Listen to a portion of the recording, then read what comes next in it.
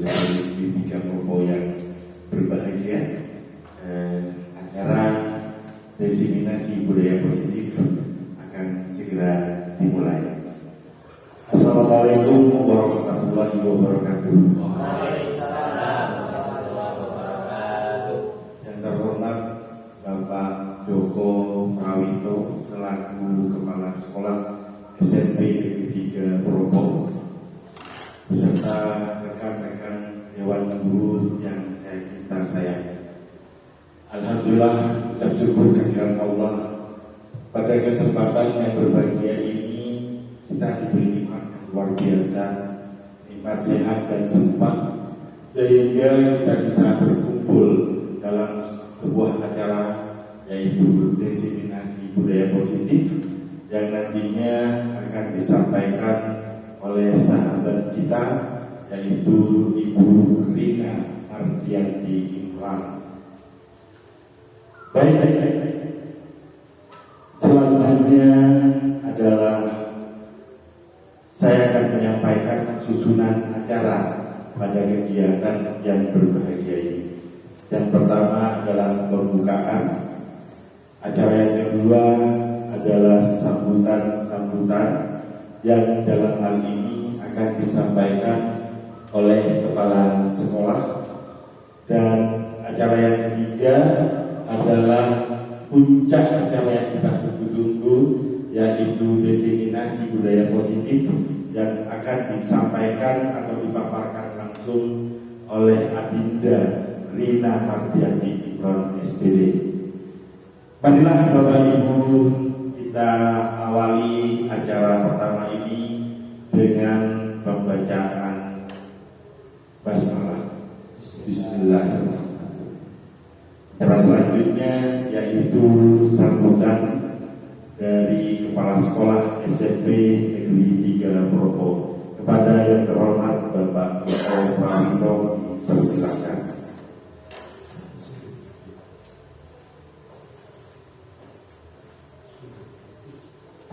Assalamualaikum warahmatullahi wabarakatuh. Waalaikumsalam.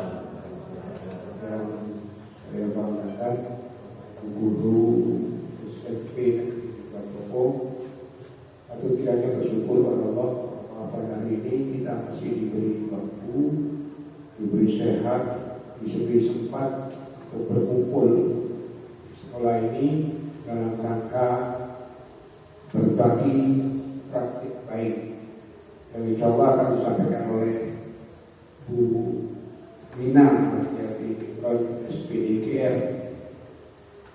Bapak Ibu yang saya muliakan, acara ini adalah sebuah rangkaian yang harus dilakukan oleh sekolah. Jadi bukan hanya Bu Nina yang wajib, tapi sekolah tetap mempunyai kewajiban untuk mendapatkan diseminasi budaya positif. Karena budaya positif ini adalah bagian include yang tidak bisa ditinggalkan pada saat proses pembelajaran. Jadi terima kasih pertama yang saya sampaikan kepada Bapak Ibu yang berkenan hadir pada siang hari ini. Kemudian yang kedua terima kasih kepada Ibu Rina Mardianti Imran SPDKR yang menyempatkan waktu untuk berbagi. Dan ini adalah momen yang penting untuk kita, bahwa budaya positif itu adalah menjadi bagian dari proses pembelajaran. Sekali lagi terima kasih kepada Bu Rina yang menyempatkan waktu, menyiapkan materi untuk berbagi bersama kita, dengan harapan setelah nanti Bu Rina menyampaikan materinya ada tindak lanjut yang dilakukan Bapak Ibu dengan mencoba di kelas. Dan yang terakhir adalah refleksi, di mana pada refleksi itu nanti kita perlu berkolaborasi. Kita saling mengingatkan bahwa proses pembelajaran itu memang harus menjadi sesuatu yang kunci. Dan budaya positif ini adalah bukan hal baru, tetapi hal hangat yang perlu kita diskusikan. Saya persilakan nanti di waktu yang senggang teman-teman untuk berdiskusi, bertanya jawab dengan Bu Rina. apa, bagaimana, dan kapan budaya positif itu dapat kita gunakan di dalam kelas. Itu Bapak Ibu sebagai pengantar saya. Semoga apa yang kita lakukan hari ini mendapat ridho dari Allah dan menjadi langkah yang jelas untuk proses pembelajaran berikutnya. Terima kasih. Wassalamualaikum warahmatullahi wabarakatuh.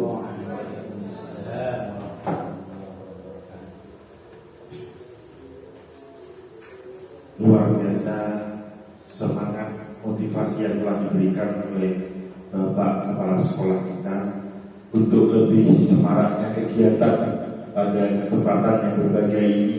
Mari kita berikan aplaus yang meriah untuk Bapak Kepala Sekolah kita, Bapak Proto Pramiko, dan juga rekan kita, guru penggerak yang luar biasa, Ibu Ina Marhati Indra.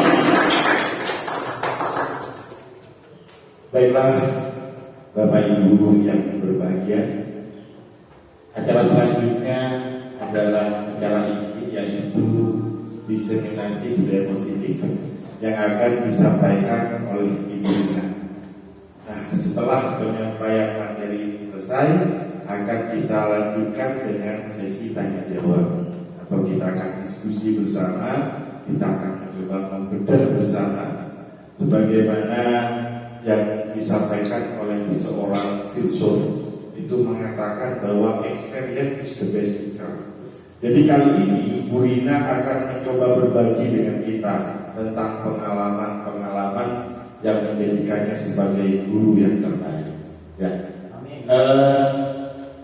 Kepada Adinda Ina Marhati Indra, dipersilakan. Ya, terima kasih. Assalamualaikum warahmatullahi wabarakatuh. Di kesempatan pagi hari ini, jadi saya tidak bermaksud untuk mengumpulkan Bapak Ibu sekalian untuk menggurui Bapak Ibu ya. Tentunya pengalamannya sudah lebih banyak dari saya.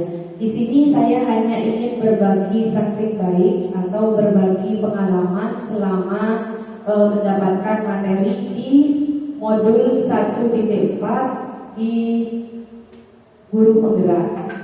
Kebetulan saya termasuk di calon guru penggerak angkatan 10. Di sini saya akan menyebarkan diseminasi budaya positif.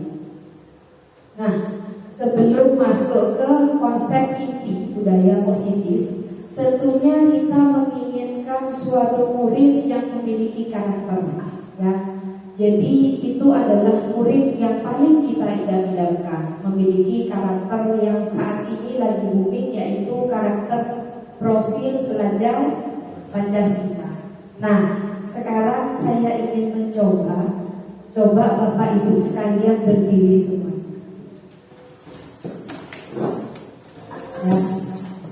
Nah, kita akan mencoba menyanyikan lagu karakter profil pelajar Pancasila, dimensi profil pelajar Pancasila. Kira-kira ada yang hafal, ada yang bisa mimpi di sini? Bisa semua. Bu Yulia mungkin mau memimpin? Hafal. Ya sudah, tidak apa-apa. Biasa yang memimpin ya. Jadi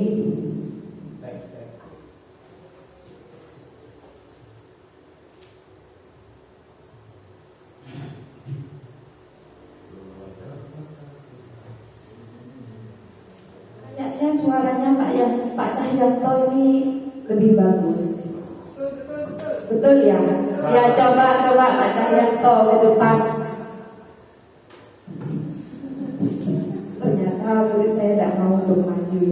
Ya, malu. Ayo kita coba.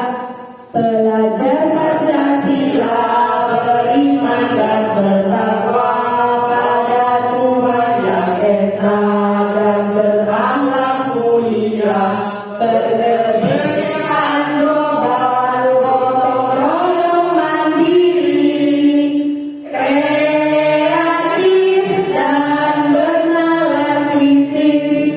Coba satu kali lagi sampai Pak Jai hafal ya. Biar kita lebih semangat lagi sebelum menerima pembelajaran ini. Yuk mulai. Pelajar Pancasila beriman dan bertakwa pada Tuhan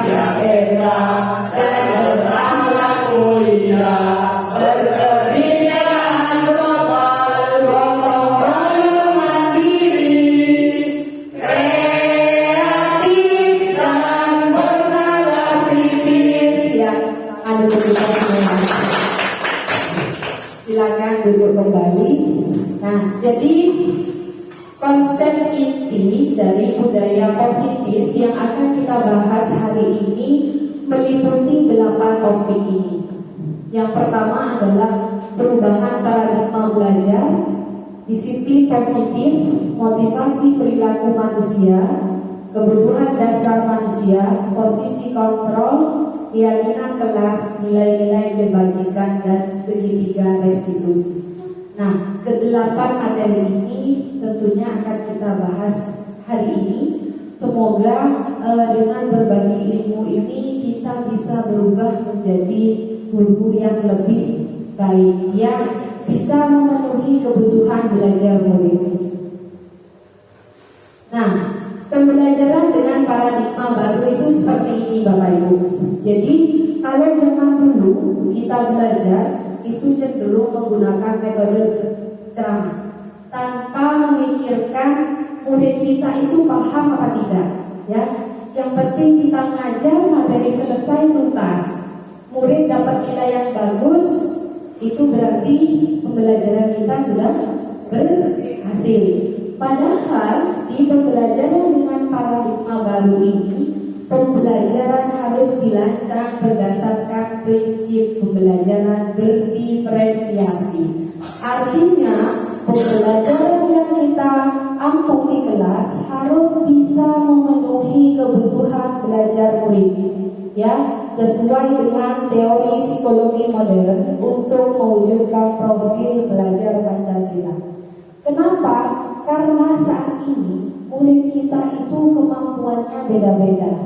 Ada yang tidak suka belajar hanya mendengarkan ceramah saja. Ada yang sukanya belajar sambil mendengarkan musik. Ada yang sukanya belajar di luar kelas sambil main-main, ya. Jadi kita harus bisa memahami karakter-karakter murid kita. Caranya gimana untuk bisa memahami karakter? Kita harus melakukan tes asesmen diagnostik, ya, sebelum memulai pembelajaran. Nah, sedangkan di sini sudah tercipta miskonsepsi tentang teori kontrol. Apa saja miskonsepsinya? Yang pertama, ada ilusi bahwa guru itu selalu bisa mengontrol murid. Padahal kita tidak bisa memaksa murid jikalau murid itu tidak mau atas kehendak kita, ya, tidak memilih untuk tidak melakukannya. Pertama, dia memang mau untuk melakukan, tapi melakukannya karena terpaksa. Akibatnya apa? Ilmu yang dia peroleh tidak bisa bermanfaat. Yang kedua, ini sering kita lakukan, bahkan saya juga sering melakukannya.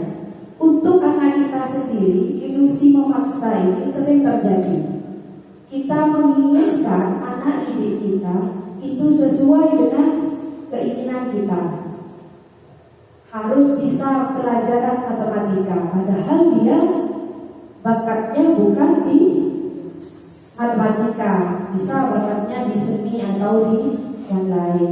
Nah, yang kedua, ilusi bahwa semua penguatan positif efektif dan bermanfaat. Ketika kita bentuk-bentuk kontrol dalam jangka tertentu, murid menyadari dan mencoba menolak. Bisa jadi murid tergantung pada pendapat guru. Ketika kita sudah terlalu sering memberikan sanjungan-sanjungan pada murid, terkadang sanjungan itu bisa menyebabkan murid itu sangat bergantung pada guru. Ilusi bahwa kritik akan membuat orang merasa bersalah dan menguatkan karakter. Padahal kritik yang kita berikan pada murid kita kadang membuat mereka merasa kecewa dan akan mengantarkan mereka pada identitas gagal. Nah, yang terakhir adalah ilusi bahwa orang dewasa memiliki hak untuk memaksa. Nah, jadi perilaku memaksa tidak akan efektif untuk jangka panjang. Perilaku memaksa itu hanya efektif untuk jangka pendek. Ketika kita memaksa murid untuk melakukan sesuatu, pada saat itu dia mau untuk melakukan sesuatu, tapi Setelah kita tidak merasanya lagi, bukan dari kesadaran dirinya, maka dia akan kembali lagi ke perilaku semula. Nah, tujuannya di sini adalah mengubah paradigma stimulus respon ke pendekatan teori kontrol. Stimulus respon realitas atau kebutuhan kita sama. Padahal di teori kontrol, respon itu, stimulus itu atau kebutuhan kita itu adalah berbeda. Semua orang melihat hal yang sama.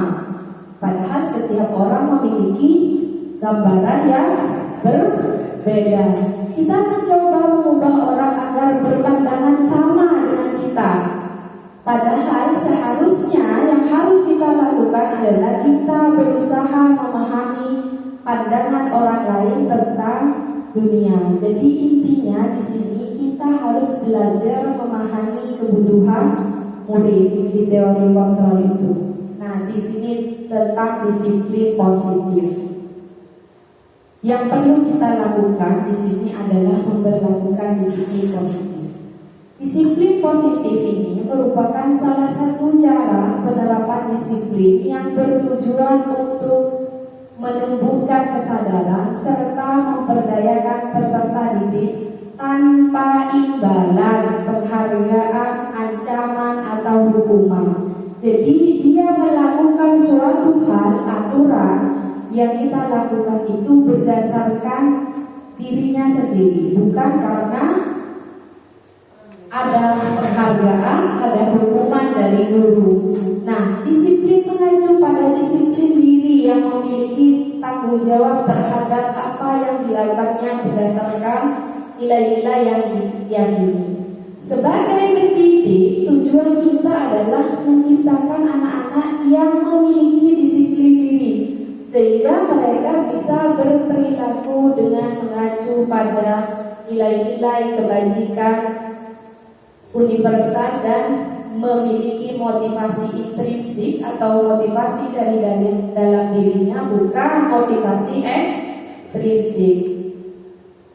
Nah, di sini pendekatan disiplin positif adalah kemampuan individual pendidik untuk membina atau mendidik peserta didik secara individu dan kelompok. Tentunya untuk melakukan pendekatan ini perlu mendapatkan dukungan dari kebijakan sekolah dan pemangku kepentingan sekolah.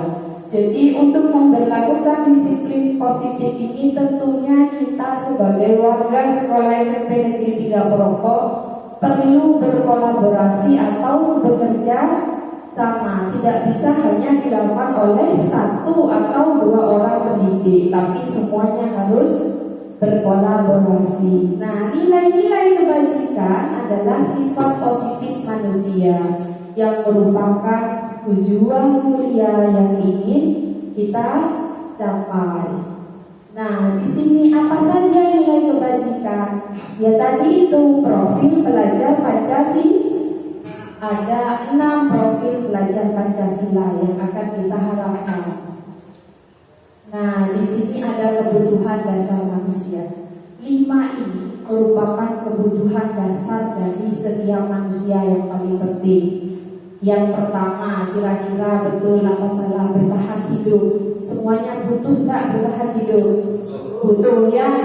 Jadi ini kebutuhan dasar, bertahan hidup, kebebasan, kesenangan, penguasaan, kasih sayang dan rasa diterima oleh kelompok itu merupakan suatu hal yang sangat penting. Nah, ini contohnya bertahan hidup. Untuk bertahan hidup kita butuh makanan, butuh pakaian, butuh tempat tinggal, butuh keamanan dan butuh kesehatan. Kasih sayang dan rasa diterima. Ya, setiap orang butuh ini. Rasa diterima, dipedulikan, berbagi, kerjasama, menjadi bagian dari dalam kelompok itu merupakan suatu hal yang sangat penting. Penguasaan, harga diri, keinginan untuk dianggap memimpin, berprestasi, diakui dan didengar. Nah, kebebasan, ya, terbebas dari belenggu, memiliki pilihan mencoba hal baru dan mampu mengendalikan arah dirinya. Kesenangan, ya, ini yang paling penting.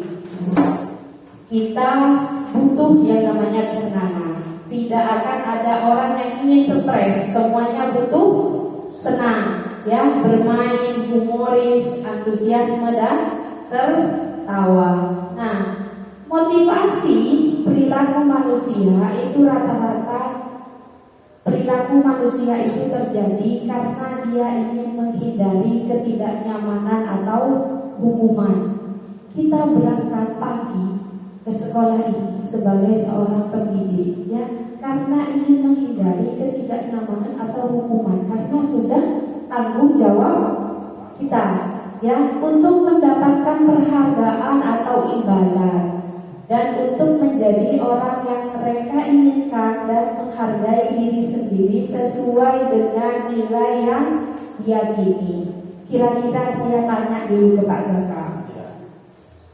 Untuk menghindari ketidaknyamanan atau hukuman itu masuk di motivasi intrinsik atau motivasi ekstrinsik.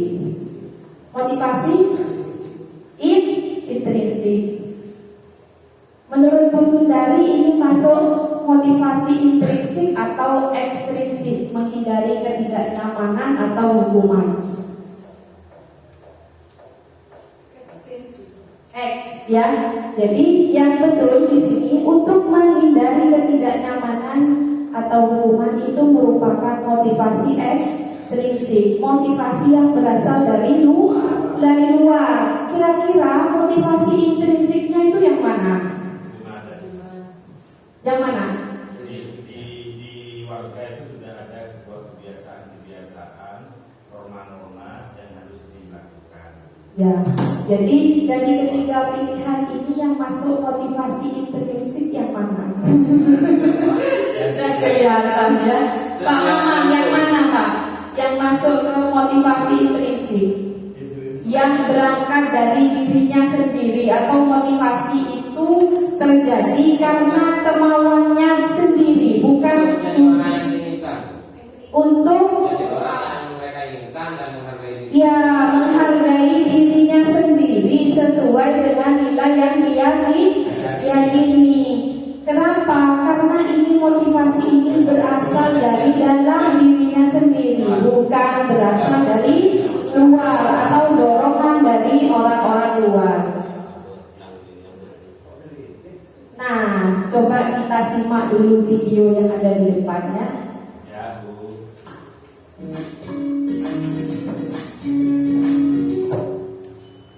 Salam bahagia Ibu dan Bapak Guru hebat. Dalam penerapan disiplin positif restitusi, salah satu program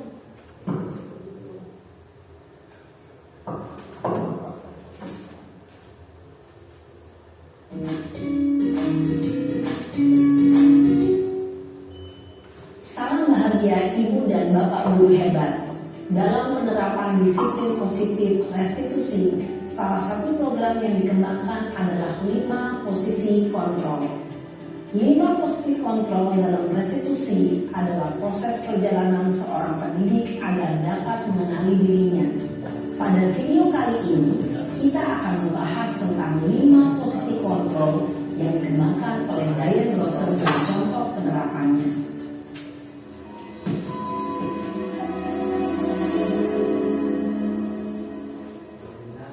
5 posisi kontrol itu adalah 1.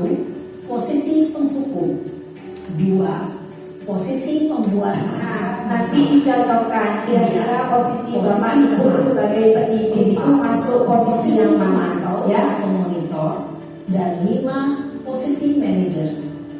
Untuk lebih memahami kelima posisi tersebut, mari kita saksikan kasus Naren yang terlambat hadir 20 menit di sekolah dan melihat bagaimana kelima posisi kontrol dalam menghadapi masalah tersebut.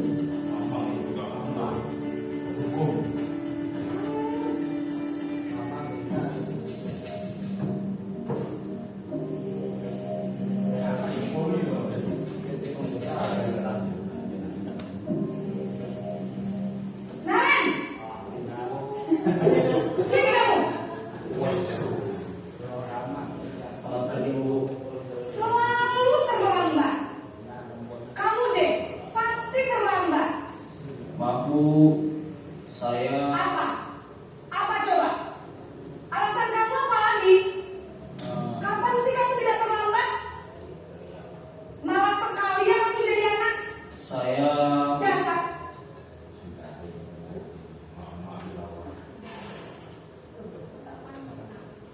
Tar pemalas. Gak kapok-kapok sih kamu.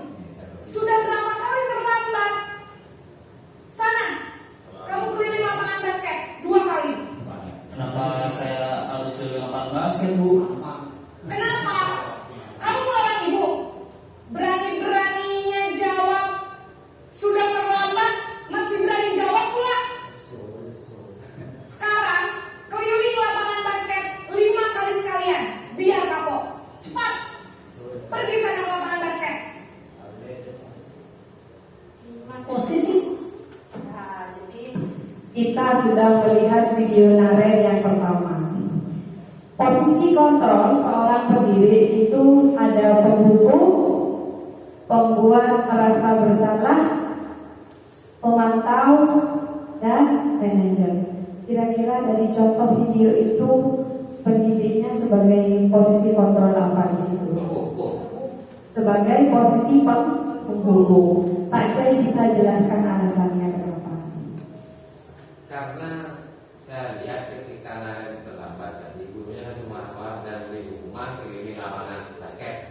Ya, jadi hukumannya berupa kotak fisik ya, harus keliling lapangan basket sebanyak 2 kali pertama. Pertama 3 kali. Tapi ketika Naren menjawab ditambah lagi hukumannya jadi 5 kali. Coba kita simak lagi. penghukum biasanya berbicara dengan Betul, Kak Jai, posisi penghubung. menghardik, menunjuk-nunjuk, menyakiti, dan menyindir. Hukuman bisa berupa fisik maupun psikis. Ibu dan bapak guru hebat. Dampak yang terjadi pada murid ketika guru berada pada posisi penghukum adalah murid cenderung akan memberontak, bahkan menyimpan dendam.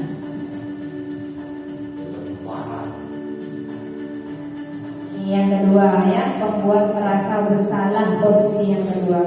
Kita perhatikan videonya.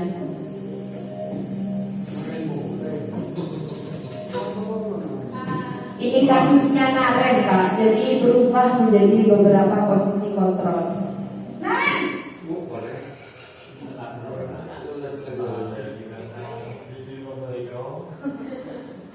Aduh. Selamat pagi Bu. Naren, kamu kenapa terlambat lagi, nak? Ya gimana, Naren? Kamu senang ya bikin ibu susah ya? Kalau kamu terlambat lagi, nanti ibu yang ditegur bapak kepala sekolah, nak. Disangka ibu tidak bisa membina kamu.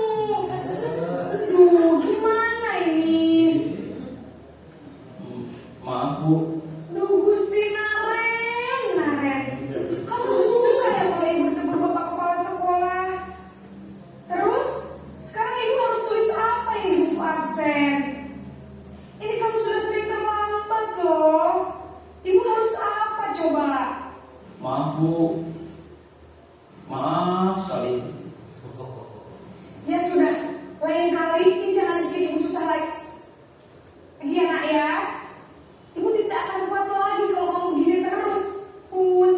Bisa jantungan kalau ibu ditegur bapak kepala sekolah. Sana cepat ke kelas. Maaf ya Bu, maaf sekali. Posisi pembuat rasa bersalah berbicara dengan nada tenang, cenderung lembut. Namun kata-kata yang diutarakan membuat murid merasa menjadi orang yang gagal, memandang buruk dirinya sendiri, merasa tidak berharga, dan tidak sanggup membahagiakan orang lain. Ketika guru mengambil posisi pembuat rasa bersalah, murid akan menganggap dirinya yang bersalah dan ia akan menyimpan emosi negatif tersebut di dalam dirinya.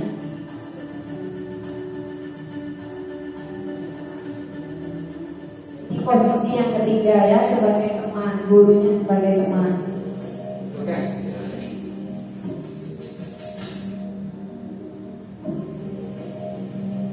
Naren, Boleh. Julian. Selamat pagi Bu. wah, sudah jam berapa ini nak? Terlambat lagi ya sayang. Iya Bu, habis ibu saya lupa bangunkan saya Bu. Kamu malah menyalahkan ibu kamu.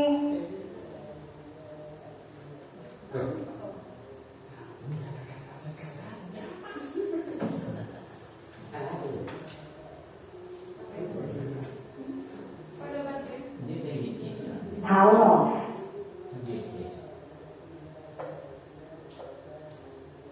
Power on. Bluetooth mode. Connecting. Iya Bu, saya memang terlambat bangun tadi. Jadi biarpun saya rincang, tetap gak kekejar Bu. Ya sudah sana. Nanti lain kali larinya lebih kenceng lagi ya. Biar gak terlambat lagi. Bikin seneng ibu. Demi ibu. Bisa kan? Bisa lah Bu. Ya sudah sana masuk kelas. Ibu beresin urusan absen kamu. Kamu ini ada-ada saja. Dalam sesi tenang, guru berbicara dengan nada suara ramah, akrab, cenderung bersenda gurau untuk menjaga suasana tetap santai. Murid akan merasa senang, aman, dan akrab dengan guru. Identitas yang tercipta adalah identitas sukses atau berhasil. Namun, perlu diingat, karena ini masih dorongan eksternal, maka ada faktor ketergantungan dari murid kepada orang tertentu. Di sini guru aksennya, sehingga di lain waktu murid bisa berperilaku baik, namun hanya kepada orang-orang tertentu saja.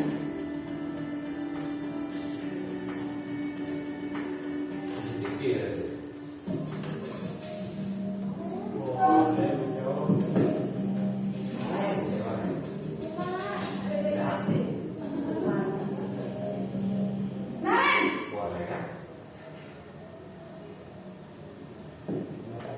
Selamat pagi Bu. Naren, apa peraturan sekolah kita tentang jam berapa kita harus masuk sekolah, nak? Harus di sekolah dulu.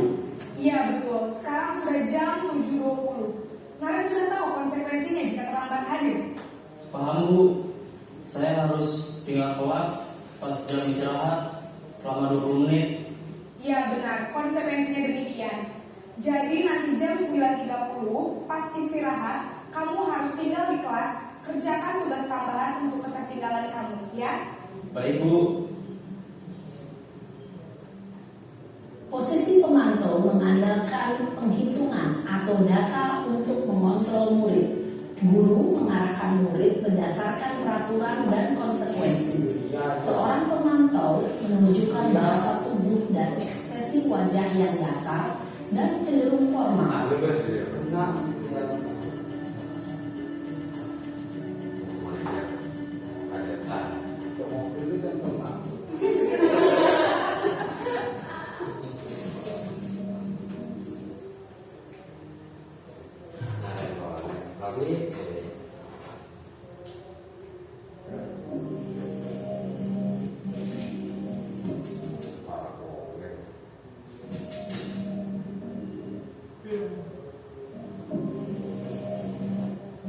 Naren!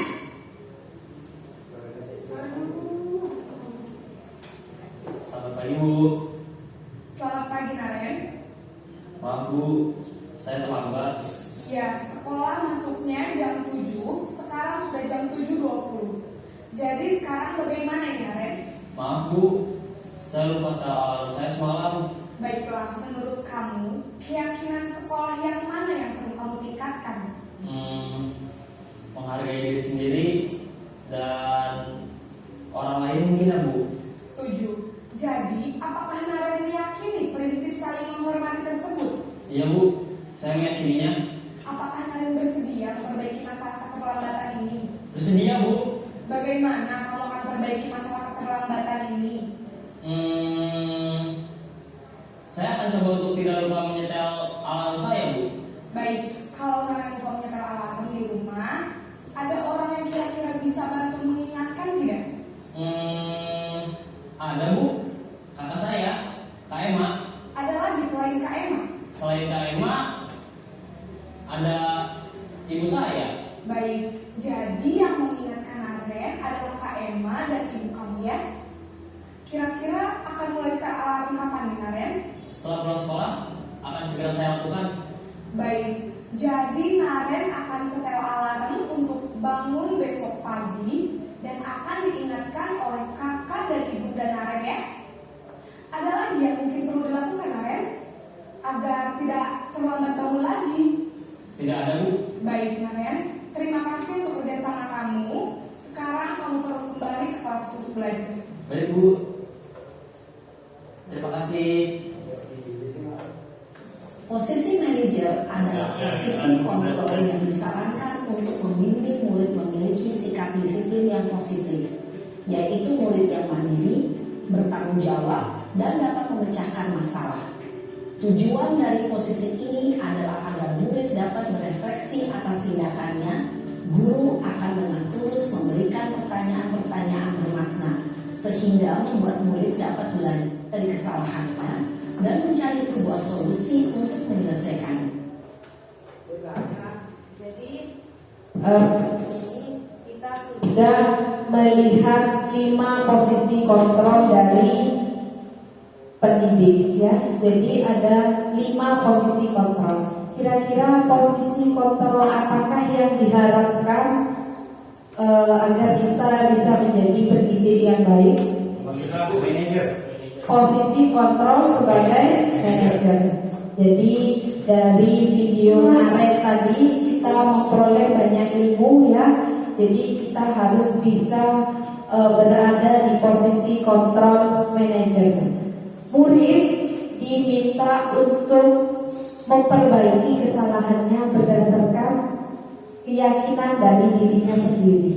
Jadi sebelum membuat kita berada di posisi kontrol manager, maka harus tercipta kesepakatan kelas antara guru dengan murid ya. Harus tercipta adanya kesepakatan kelas. Jadi kita tidak asal menuduh murid terlambat, sudah ada atau tidak kesepakatan kelasnya ya. Jadi seperti itu.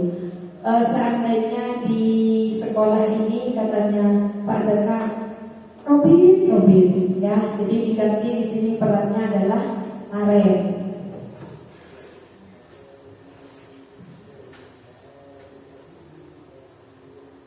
Nah, di sini kasus 1, siswa datang terlambat saat upacara bendera. Posisi kontrol apa aku jika kita menyuruh murid lari mengelilingi lapangan 2 kali putaran? Penghukum ya, sebagai penghukum. Kasus ini sudah berapa kali diberitahu kenapa kamu selalu membuat ibu kecewa karena dia sering terlambat pada saat upacara bendera. Pembuat merasa bersalah dan cek ya betul. Yang ketiga, ayo dong ikuti aturan yang sudah ada di sekolah. Lain kali jangan diulangi lagi ya. Nah, di sini posisinya sebagai teman. Kenapa kita sebagai pendidik tidak boleh memposisikan diri kita sebagai teman? Karena nantinya kita akan mendidik murid-murid kita hanya baik kepada kita saja, yang dianggapnya adalah teman. Memang bisa mengantarkan murid menjadi seorang yang berhasil, tapi nantinya dia akan bergantung kepada kita ya, memiliki ketergantungan sebagai teman. Yang ketiga, kamu sudah melanggar aturan sekolah, kamu tahu konsekuensinya. Setelah upacara, kamu harus membersihkan musola. Ingat, jangan diulang lagi ya. Ini posisi pemantau. Dan ini adalah posisi terakhir yang diharapkan, yaitu posisi manajer. Jadi di posisi manajer ini kita diharapkan memanggil siswa yang datang terlambat, tanya kesalahannya apa dulu, ya, ditanya kesalahannya apa, terus tanyakan ke siswa kita sudah melanggar kesepakatan kelas apa. Setelah itu baru kita bertanya lagi kepada siswa bagaimana caranya dia untuk memperbaiki kesalahan-kesalahannya. Nantinya insya Allah kalau dia sudah terbiasa dengan posisi kontrol kita sebagai manajer, dia tidak akan mengulangi kesalahannya lagi. Nah, di sini ada pertanyaan. Kira-kira Bapak Ibu setuju yang mana? Peraturan kelas ataukah keyakinan kelas? Keyakinan kelas. Peraturan kelas atau keyakinan kelas? Keyakinan kelas. Nah, yang menjawab keyakinan kelas kira-kira kenapa? Baik, terima kasih Bu Ina atas pertanyaan kepada saya. Kenapa saya menjawab keyakinan kelas? Jelas sekali dari dua kata antara peraturan kelas dan keyakinan kelas itu bahasanya lebih indah keyakinan kelas. Kalau peraturan kelas terkesan itu adalah seperti sebuah hukuman yang harus dipatuhi, yang harus ini dan sebagainya. Tetapi ketika keyakinan kelas itu tumbuh dari inner, nah inner ibu, jadi yang menjadi kuncinya, jadi intrinsik seperti yang disampaikan oleh Pak Jaka tadi.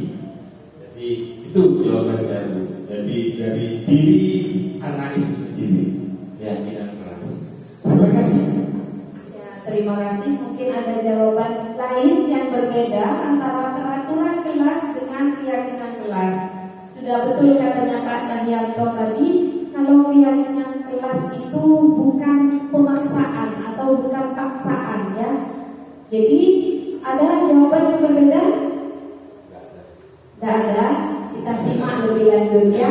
Jadi memang betul antara peraturan ataukah keyakinan kelas, kita pilih keyakinan kelas. Kenapa? Karena keyakinan kelas itu rata-rata kita buat bersama dengan murid, ya, tidak sepihak. Kalau peraturan kita buat itu sepihak, hanya kita yang membuat. Misalkan kita buat peraturan tidak boleh datang terlambat, tapi kita tidak melibatkan murid.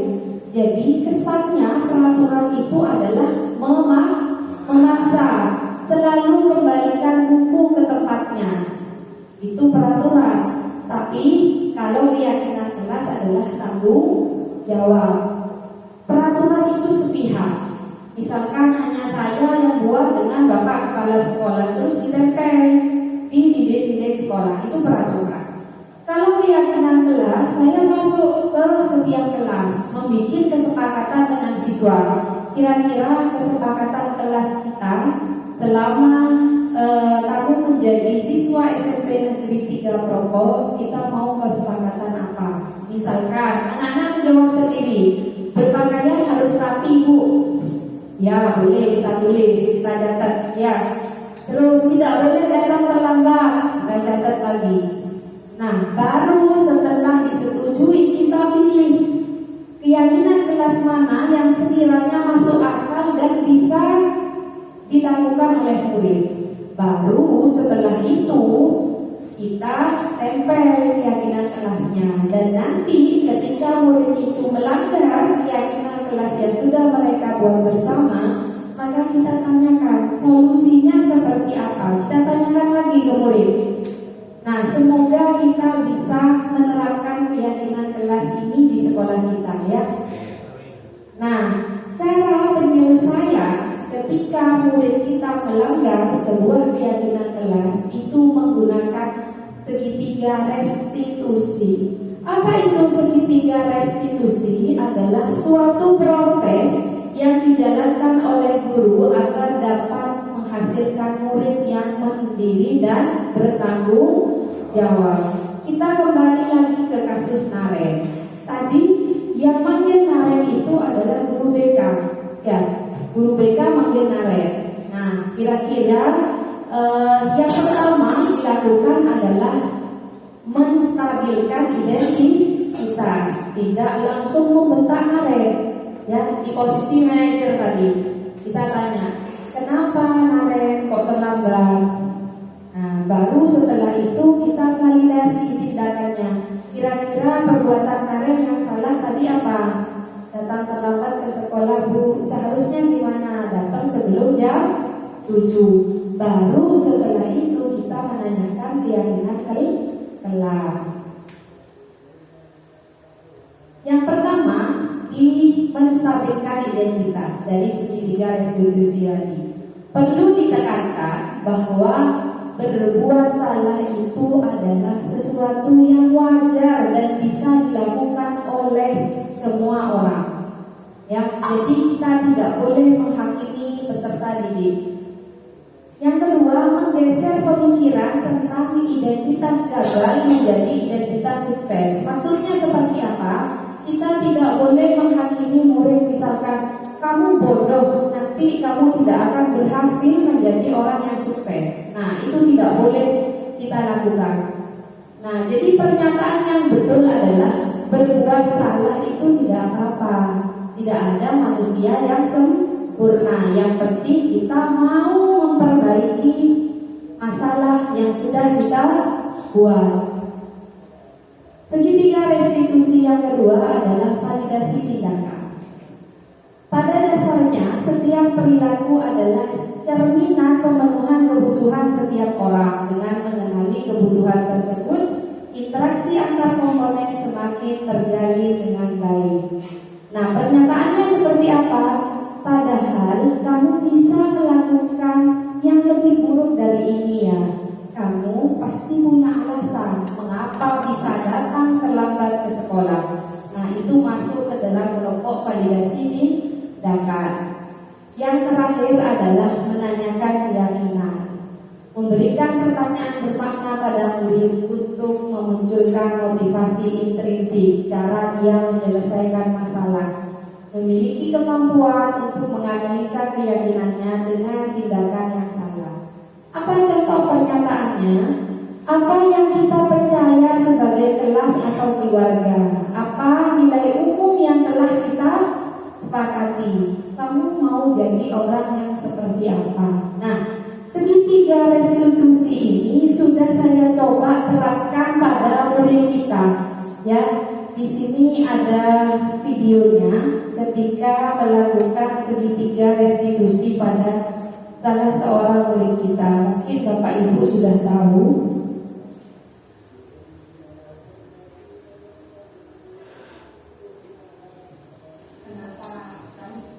Nah, ini murid kita siapa? Uul yang kelas 7. Kenapa Uul kok saya panggil? Karena Uul itu saya lihat akhir-akhir ini sering tidak masuk. Ya, Bapak Ibu semua sudah tahu. Uul sering tidak masuk. Ketika dia dimarahi oleh kita, dia hanya bisa nangis. Ya, tapi saya coba ajak diskusi dengan baik. Ternyata Uul itu tidak masuknya karena dia memang malas untuk berangkat ke sekolah. Saya coba kasih motivasi. Ternyata setelah itu dia mau berubah. Sekarang dia sudah mulai rajin ke sekolah. Nah, mungkin nanti Bapak Ibu bisa praktekkan ke siswa-siswa kita yang lain yang sering bermasalah. Ini satu contoh saja ya.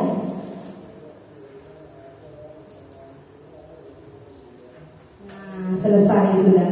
Jadi puncak acara kita sudah selesai. Tadi saya sudah membahas tentang budaya positif. Nah, kira-kira hal yang paling berkesan menurut Bapak Ibu dari materi yang saya sampaikan itu tentang materi apa? Ada pertanyaan dulu. Ada pertanyaan. Enggak, ini refleksi dulu sebentar. Kira-kira materi apa yang paling berkesan di Bapak Ibu tentang diseminasi budaya positif?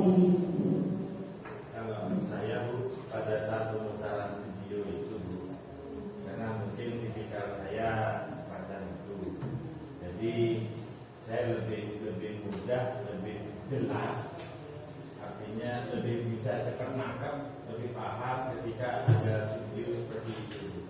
Ya, jadi Pak Cahyanto tadi lebih berkesan pada video naren karena langsung dipraktekkannya ada contoh. Jadi kita bisa mencocokkan selama ini kita menjadi pendidik yang bagaimana. Jadi dari video naren itu sangat banyak hal yang bermanfaat yang bisa kita ambil. Dari misalkan dulu kita berada di posisi kontrol penghukum. Nah, semoga dengan video naren itu nanti kita bisa berubah menjadi posisi kontrol manager. Nah,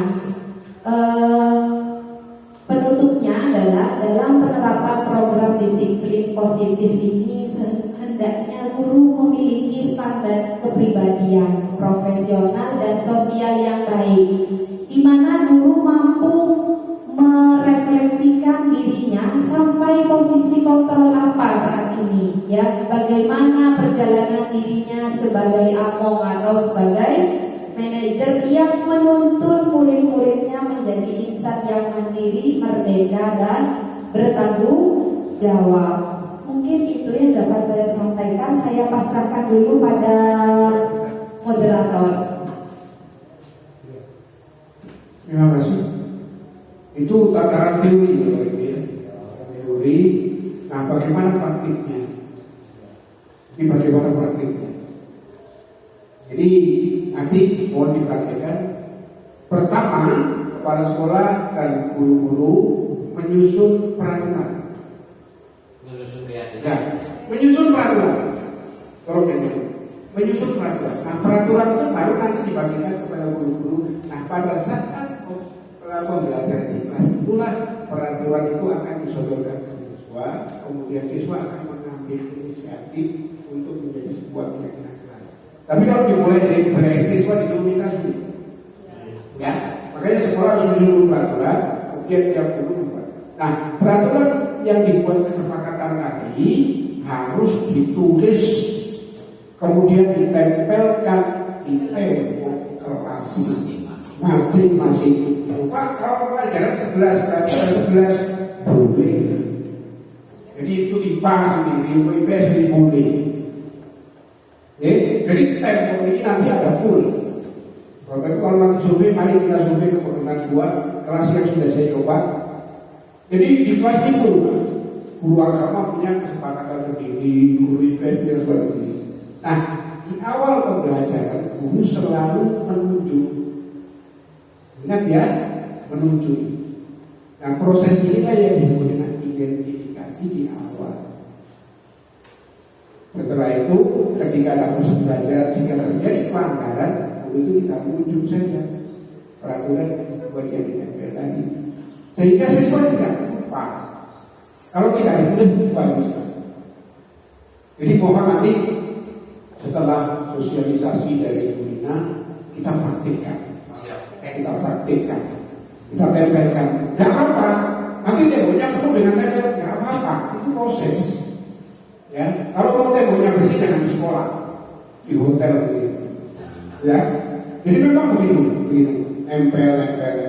Tetapi nempelnya seperti kata Pak Cahyanto itu, nempelnya harus berseni, artistik sehingga dipandangnya enak. Ya, itu yang sebagai tambahan. Terima kasih, saya kembalikan lagi. Baik, Bapak Ibu, ya, kami banggakan. Ini adalah selanjutnya adalah tanya jawab atau diskusi. Nah, untuk kita cukupkan 1 termin saja ya, karena 1 apa 2? Untuk 1 termin ada 2 pertanyaan.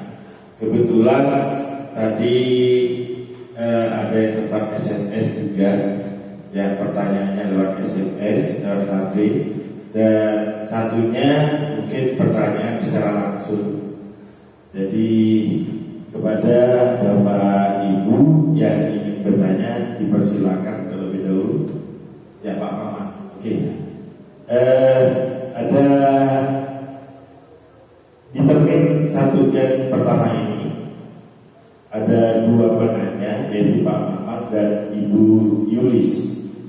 Ya, yang ditanyakan oleh Ibu Yulis di sini dulu adalah ketika mengadakan pelajaran outdoor atau di luar kelas, ini seringkali Ibu Yulis merasakan bahwa sulit bagi anak untuk fokus terhadap pelajaran yang diberikan. Ya, rencananya memang kegiatan outdoor mengajar di luar kelas itu adalah pelajaran yang menyenangkan. Akan tetapi ternyata banyak sekali gangguan-gangguan yang berada di luar kontrol kita. Kemudian bagaimana caranya, solusinya supaya pada saat kita mengadakan pelajaran di luar kelas, anak-anak bisa tetap fokus tanpa harus terganggu dengan kejadian-kejadian atau hal-hal yang notabene berada di luar kendali kita itu. Ya. Dan apakah ketika anak itu ramai, itu akan menjadi momok bagi kita sebagai guru. Sekali lagi, apakah itu akan menjadi momok bagi kita sebagai guru? Nah, karena ini adalah merdeka mengajar, Ibu. Ini merdeka mengajar. Jadi menurut Ibu Yulis, mungkin itu karena kalau dulu pengalamannya ketika dia sekolah itu justru menjadi momok bagi guru ketika siswa itu ramai dan sebagainya. Tapi di merdeka mengajar, bagaimana Bu Lina? Kemudian pertanyaan yang kedua saya langsung kepada Pak Maman, dan ini adalah pertanyaan yang terakhir ya.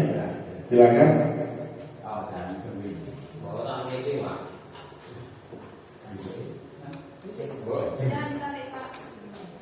Baik, bismillahirrahmanirrahim. Assalamualaikum warahmatullahi wabarakatuh.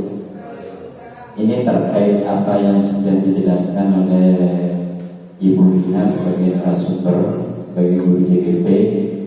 Sekarang yang menjadi pertanyaan saya, apakah pemahaman saya yang salah? Apa yang narasumber yang saya serap ini belum jelas?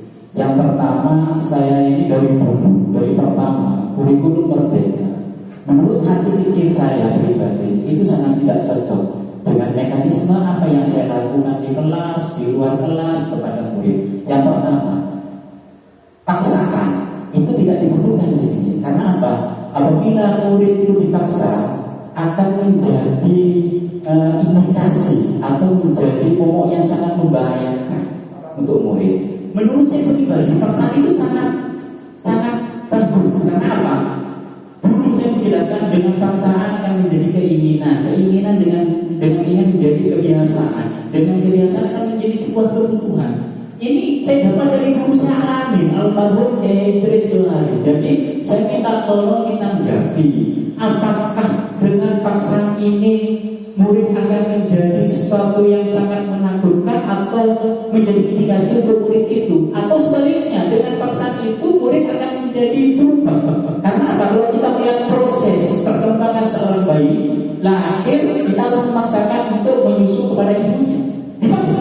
Kalau tidak dipaksa, kamu mau menyusu ya, ayo enak susunya, nggak mungkin mau. Saya yakin, karena perlu dipaksa. Dengan paksaan itu akan menjadi sebuah keinginan. Dengan keinginan itu akan menjadi sebuah kebiasaan. Mulai biasa akan menjadi kebutuhan. Mau tak akan sekotak apa enaknya. Mau kotak minum untuk bekal pelengkap. Jadi tolong dijelaskan. Itu yang pertama. Terus yang kedua, tadi tentang proses-proses video yang ditayangkan di depan. Itu sebenarnya saya lebih cocok yang pertama. Saya lebih cocok nih. Bukan saya mau yang pertama, lebih cocok yang pertama. Karena apa? Dengan yang depan mungkin kita melihat pemilihan ini. Apabila ada murid si A, si B, si C, si D, kan beda karakter. Kalau kita menggunakan manajer semuanya tidak akan mungkin sukses. Karena apa? Setiap murid kekuatannya itu berbeda-beda. Jadi tolong, apakah kita itu yang tadi kan hanya cuma menangani satu murid? Kalau kita beraneka macam ragam murid yang ditangani dengan karakter yang berbeda-beda, apakah kita harus bisa membedakan juga? Kalau kita menggunakan manajer semuanya, saya yakin setiap murid itu pasti ada yang bertentangan, memakai manajer tidak sesuai dengan karakter. Seorang murid bahkan bisa apabila kita menggunakan yang pertama keras, mungkin kena kepada murid yang labil, istilahnya hatinya gimana gitu, mudah marah. Itu tidak cocok. Apakah kita harus menyesuaikan dengan karakter murid atau semua murid kita pukul rata menggunakan metode manajer itu? Jadi tolong jelaskan itu. Terima kasih. Mungkin ini yang bisa saya sampaikan dan mohon untuk istilahnya merefresh otak saya yang mungkin salah. Apabila ada kesalahan itu murni dari saya, apabila ada kebenaran itu murni dari Allah Subhanahu wa taala. Wabillahi taufiq wal hidayah wal inayah. Assalamualaikum warahmatullahi wabarakatuh. Ya, pertanyaan yang luar biasa, semangat menggebu-gebu, semangatnya 45, semangatnya berjuang Pak Maman ini ya. Kalau minta direfresh ya tolong direfresh sendirilah Pak. Jangan minta ke kita gitu ya. Baik, saya serahkan kepada Ibu Lina Mardiati Imron untuk menanggapi beberapa masalah-masalah yang terjadi pada teman-teman. Ya, terima kasih pertanyaannya dari Bu Yulis sama Pak Mamang.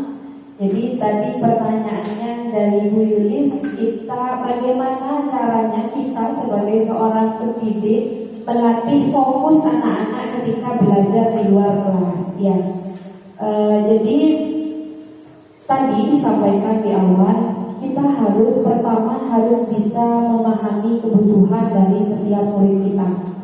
Jadi sebelum mulai pembelajaran memang di awal kita harus mengadakan asesmen diagnostik. Jadi kita tahu murid itu ada berbagai macam. Ada yang sukanya belajar lewat membaca saja, itu sudah paham. Ada yang cara belajarnya lewat video, harus nonton video baru dia bisa paham. Dan ada yang cukup dengarkan suara saja, dia sudah paham. Jadi ketika kita belajar di luar kelas, kita harus tahu dulu karakternya. Anak ini kira-kira gimana. Nah, terus sebelum keluar, kita harus bikin kesepakatan dulu, kesepakatan kelas dulu dengan murid kita. Apa yang mereka inginkan agar dia tetap fokus untuk belajar di luar kelas, tidak main-main di luar kelas. Kita bikin perjanjian dulu dengan murid kita, agar nanti ketika kita sebelum keluar kelas, ketika kita belajar di luar, murid itu sudah fokus untuk belajar dengan kita, tidak bermain-main dengan yang lain di luar. Nah, menurut saya seperti itu. Kan ini sama-sama belajar. Nanti bisa saling sharing lagi. Untuk pertanyaan kedua tadi dari Ibu Yulis. Nah, siswa ramai di kelas, apakah itu merupakan hal yang mengganggu? Ya, intinya seperti itu. Gak bisa mengkondisikan siswa. Nah, di Merdeka Belajar ini kita murid itu bebas untuk berkreasi sebenarnya. Jadi ramenya yang seperti apa dulu. Yang penting di dalam kelas murid kita tidak saling berkelahi atau membuli temannya. Kalau ramenya masih dalam hal wajar atau masih bisa kita bina di dalam kelas, misalkan ramenya ketika dia belajar game. Ketika game, murid itu harus keliling, memang ramai. Nah, itu wajar, tidak ada masalah ya. Jadi ramai itu bukan suatu hal yang mengganggu dalam proses pembelajaran kita saat ini. Nah, menurut saya yang pertanyaan Ibu ini seperti itu. Sekarang pertanyaan yang kedua dari Pak Mama. Tadi Pak Mama lebih setuju pada posisi penghukum.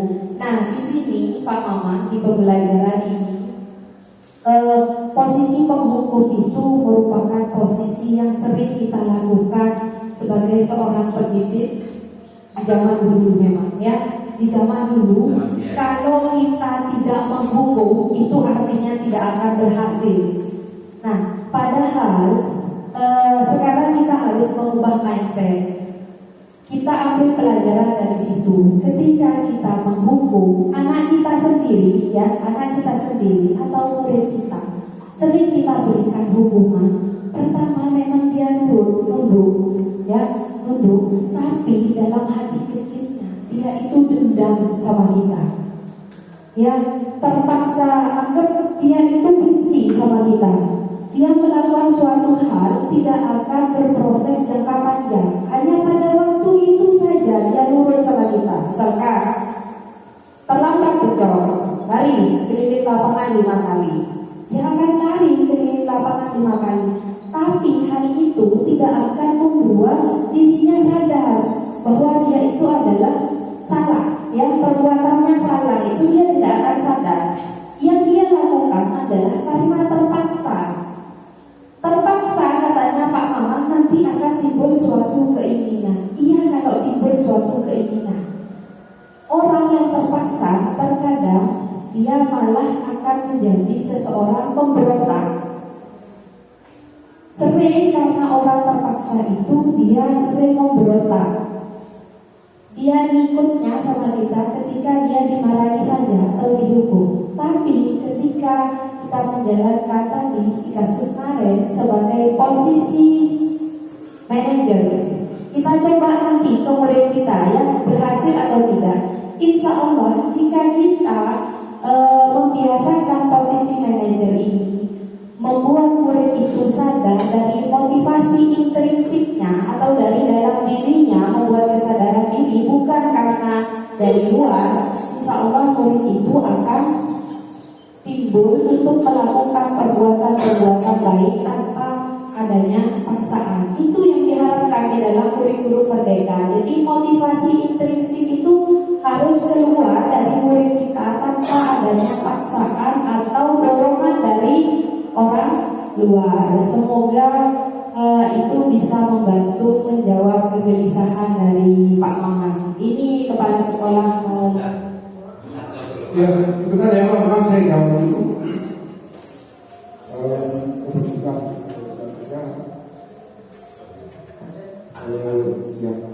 Kebetulan demikian beberapa penjelasan yang cukup rapi dari Bapak Joko Prawito dan juga Ibu Rina. Kita beri tepuk tangan yang meriah kita semua pada kesempatan ini. Intinya sebagaimana yang disampaikan oleh Ki Hajar Dewantara, ingat so sutulodo ingmat yoma mengkarso kekuri handayani. Kita bisa diharapkan bisa menjadi seorang guru yang demikian adanya. Baik, acara selanjutnya yaitu doa atau penutup yang akan disampaikan oleh Kakanda Kiai Haji Muhammad Jailani.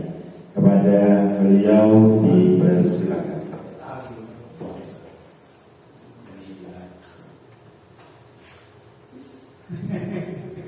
Assalamualaikum warahmatullahi wabarakatuh. Sebelum kita berdoa, kita istighfar dulu dalam hati masing-masing sebanyak 3 kali. Stop. Alhamdulillah bina wa billah bina sayyidina Muhammad. Amin. Allahumma shalli ala sayyidina Muhammad wa ala ali sayyidina Muhammad wa sallallahu ala sayyidina Muhammad wa barik ala sayyidina Muhammad wa ala sayyidina Muhammad. Ya Allah, jadikanlah pertemuan diskriminasi positif ini di sekolah ini sebagai tambahan ilmu bagi kami untuk bisa menjadi pendidik yang benar-benar menjadi manajer atau menjadi among, supaya pendidikan dan pengajaran dan pembelajaran di kita Propo sesuai dengan aturan-aturan yang berlaku di negeri kita tercinta. Rabbana atina fid dunya hasanah wa fil akhirati hasanah wa qina adzabannar. Wassallallahu ala sayyidina Muhammadin wa ala alihi wa sahbihi. Assalamualaikum warahmatullahi wabarakatuh.